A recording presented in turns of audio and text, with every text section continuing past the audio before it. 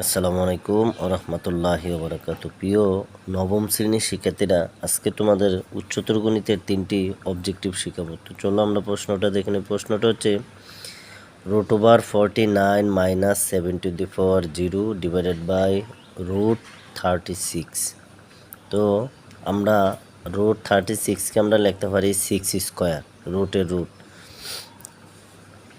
উপরে আছে 49, 49-এর √49কে আমরা লিখতে পারি রুটের রুট 49কে আমরা 7² দিতে পারি, -7⁴ সূত্র 1। যেরকমভাবে আমরা লিখতে পারি x⁴ সূত্র 1 বা a⁴ সূত্র 1, সুতরাং এটার পরিবর্তে আমরা 1 লিখতে পারি।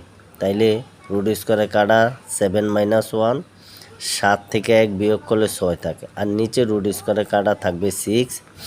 তো 7-এর তো 1 গেলে 6, নিচে আছে 6, 6কে 6 দ্বারা ভাগ দিলে 1। ধন্যবাদ। দ্বিতীয়টা হচ্ছে 6 + 6 + 6